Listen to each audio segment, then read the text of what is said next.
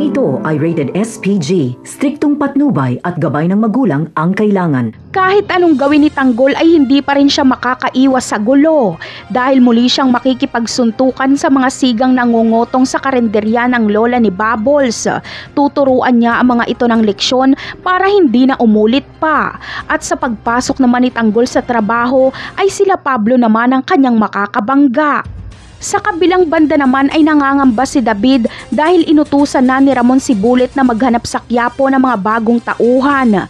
Ang ikinatatakot ni David ay baka isa si Tanggol sa mahanap ni Bullet dahil ang pagkakaalam ni David ay walang trabaho si Tanggol.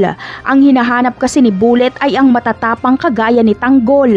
Alam ni David na pagala-gala lang si Tanggol sa Quiapo kaya posibleng ang mangyari ito.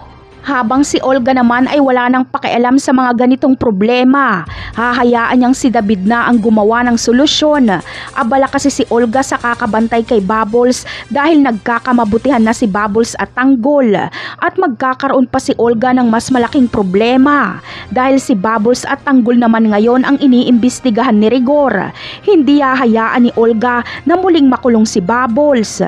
Sa kabilang banda naman ay tuloy ang panliligaw ni David kay Catherine. Pati si Don Julio at Ramon ay susuporta para mapasagot ni David si Catherine. Kaya kakaibiganin nila ng husto ang mga kabalyero. Mapapadalas ang pagbisita nila Ramon sa bahay ng mga kabalyero para sa formal na panliligaw ni David.